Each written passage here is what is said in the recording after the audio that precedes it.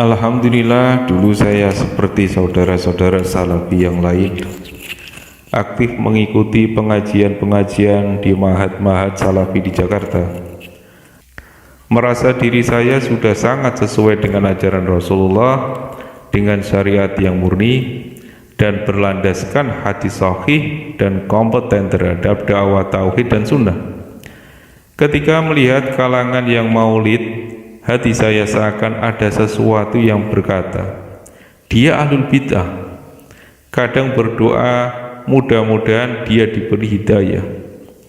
Pada awalnya indah, tapi lama-kelamaan makin banyak tanda tanya yang muncul di dalam pikiran saya.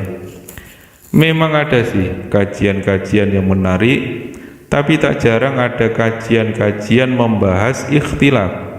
Saya bertanya, kok semangat membahas masalah khilafiyah dan menghakimi orang yang berbeda? Dan selanjutnya melempar tuduhan yang sinis. Pikir saya, kenapa ajaran ini selalu membahas masalah ikhtilaf, menuding kelompok yang memiliki pemahaman yang berbeda dengan tuduhan ahlul bid'ah, musyrik, khurafat, taghut, hizbi atau tahayul? Saya bertanya, kenapa Syiah begitu dimusuhi? Kenapa seperti sinis kepada Habib-Habib? Kenapa sinis kepada yang hobi maulid dan tahlil? Saya bertanya-tanya sendiri dan mencoba mencari jawabannya sendiri. Akhirnya saya tahu alasan kenapa memusuhi pemahaman Syiah. Saya pikir, oh iya benar, ternyata pemahaman Syiah keliru. Pertanyaan pertama saya sudah terjawab. Lalu muncul lagi pertanyaan lain. Kenapa memusuhi dan seperti sinis terhadap ulama-ulama dari kalangan Habib? Saya coba mencari jawaban sendiri.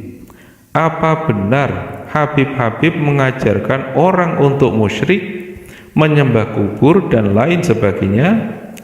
Saya coba cari jawabannya sendiri. Pada waktu itu saya masih di pihak yang meragukan status Habib. Lalu saya silaturahmi ke beberapa orang Habib dan Syarifah di inbox FB dan di Reel, dan menemukan jawabannya sendiri. Rata-rata mereka memperlakukan saya dengan menghargai saya, lembut, sopan, penuh tata krama, penuh keikhlasan. Hati saya bergidik. Subhanallah, kenapa mereka lembut-lembut? Saya melempar pertanyaan-pertanyaan yang kritis, tapi mereka menjawab seperti menjawab pertanyaan anak kandung mereka sendiri. Rata-rata seperti itu. Hati saya terkesima. Kenapa saya menemukan sesuatu yang berbeda pada diri mereka? Bahkan sebelum berbicara pun saya merasakan sesuatu yang berbeda. Tenang, sejuk, lembut, susah diceritakan. Hati saya bergidik lagi. Mungkin mereka benar-benar keturunan Rasulullah. Di dalam tubuh mereka mengalir darah Rasulullah. Setelah itu saya masih aktif di pengajian salafi, sampai pada akhirnya mereka membahas Habib lagi. Batin saya seakan berontak dan menolak semua ucapan sang ustadz. Ingin rasanya saya berteriak, tidak, apa yang kau katakan tidak benar. Tapi apalah daya, semua hanya terpendam di hati. Penuturan demi penuturan yang diucapkan sang ustadz dalam membahas Habib semakin membuat hati ini tidak tentram. Saya keluar, berpura-pura ke kamar kecil, masuk dan mengunci pintu kamar kecil. Saya menangis, tak tahu kenapa. Saya keluar dari kamar kecil dan tidak berniat mengikuti pengajian lagi. Pulang ke rumah dengan air mata yang berlinang. Saya tidak tahu kenapa menangis, tetapi batin saya seakan tidak terima atas pembahasan sang ustadz yang menyudutkan para Habib. Hari berganti, minggu-minggu berikutnya saya masih sering hadir di pengajian salafi seperti biasa. tapi juga di hari lain menyempatkan diri mengikuti pengajian-pengajian yang dilaksanakan Habib-Habib di majelis Rasulullah, Nurul Mustafa, Al-Anwar, Ustadzah Halimah Al-Idrus, Majelis Nisa, Petamburan, dan lain-lain. Hati saya tidak bisa berdusta. Saya merasa jauh lebih merasa nyaman di majelis Aswaja. Betapa bahagia ketika mengikuti maulid. Saat-saat qiyam ada rasa rindu yang membara kepada Rasul yang tidak bisa diungkapkan. Sekarang sudah 1 tahun lebih saya tidak pernah lagi mengikuti pengajian salafi manapun.